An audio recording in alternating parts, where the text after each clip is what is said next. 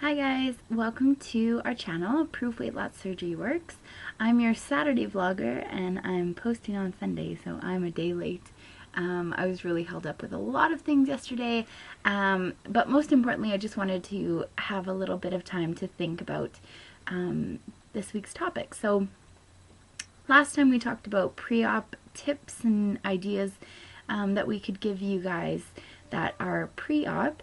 And this week we're kind of talking about post-op surgery. So many of you know I have had lap band surgery. I had it in June of 2009, so I'm about 7 months post-op. And we're talking about some things that we deal with after surgery. So most importantly, I'll just go through the questions and then I will answer them as best I can. So hopefully it's helpful to you guys. Sorry for my voice, I have a bit of a cold. So the first question is, what are some of your stressors? What are some of not my stressors? I deal with a lot of stress day in, day out with my job. So that would be one of them.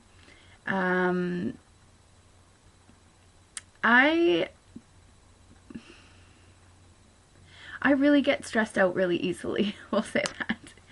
So, but I would say the biggest things would probably be my job, problems in my personal life, like if there's any problems with friends or family, stuff like that stresses me out. I'm a planner, like a major planner, and I need to be able to see far into the future. And if I can't, I stress about that. I stress if I feel like I'm not on plan. I stress if I'm not losing weight. I stress if I'm behind on bills, or not that that happens often, but I get stressed about everything. And whether it's a lot or a little, it's still present in my life. So we're talking about how we deal with these stresses. So the next question is, do these stressors make you eat? Now, that's kind of a tough question because there's a lot of things that make me eat. Hunger being one of them, boredom being another, happiness, stress, anger, a whole bunch of things. So it's kind of hard to pinpoint what usually happens when I'm feeling any of these emotions. But basically I'm an emotional eater. That's how I got to this weight, or my highest weight, which I started at 258 pounds. So that's a lot of emotions and a lot of food to cover those emotions. So I would say definitely when I'm feeling stressed, I turn to not just food, but bad food, especially. You know, if I'm having a really bad day at work or a really busy day at work, I somehow justify eating chips or something that I wouldn't eat on a normal basis, but it's okay today because it's a stressful day. I just need this. So I would say I don't often do that, but it's definitely present that I will tend to make excuses for myself when I am having a stressful day. So yeah, they make me eat, but a lot of things make me eat as well. So the other question is, do or can you binge anymore? I was definitely, there's another question here that I'll answer first. Were you a binge eater? And how have you dealt with the food leaving your life? Okay, so I have been a binge eater since I was little. Had been a binge eater. This will obviously answer itself. So I grew up having a very unhealthy relationship with food. I'm not sure if it was stress going through adolescence. I don't know what exactly it was, but I certainly had an unhealthy relationship with things like chocolate, junk food in general. Sorry, this hair is really driving me insane right now. Yeah, and I would hide food. I wouldn't hide it in my room, like store it, but I would certainly like steal things from the kitchen and then go hide it in my room. I still have a bad habit of doing that today. I've almost had to make a rule for myself that I'm not allowed to eat in my room, because that's like where the unhealthy relationship starts. Feeling ashamed of eating food. So yes, I was a binge eater, most definitely. I remember, you know, as young as 12 years old, you know, those school fundraisers that you take a box of chocolates home, you try and sell it door to door to your dad's company or whatever. And I must have gotten an allowance or something.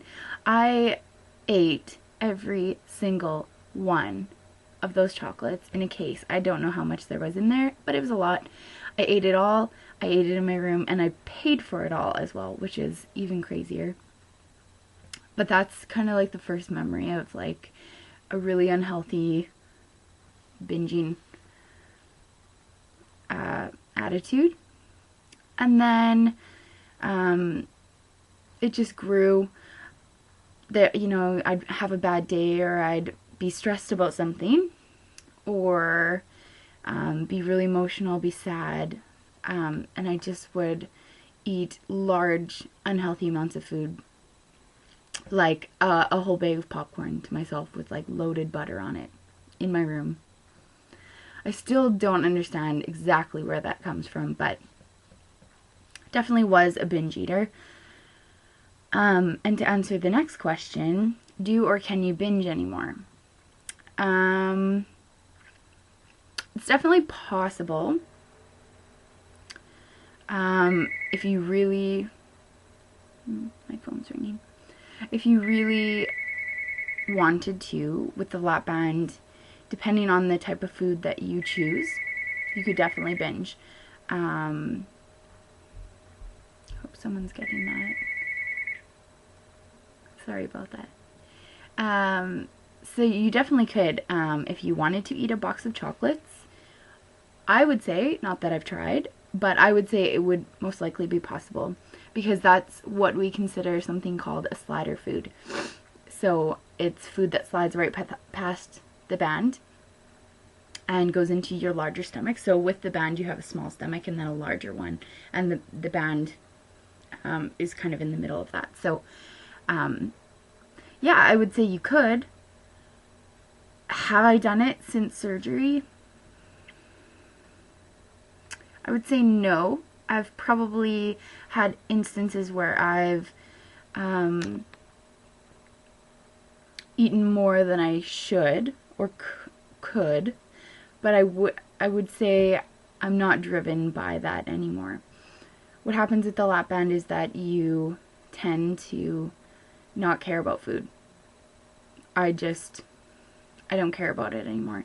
So what used to be me eating an entire box of chocolates is now, you know, having 3 cookies and feeling really guilty about that.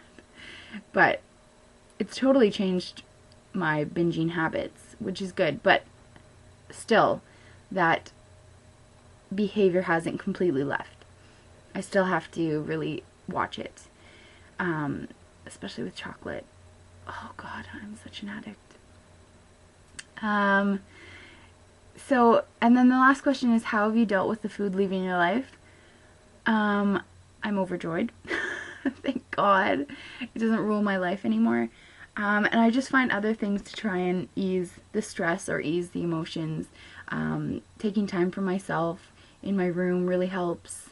Having a bath, venting to a friend, all that kind of stuff really helps. So I hope this was informative. I feel like it was really spur of the moment.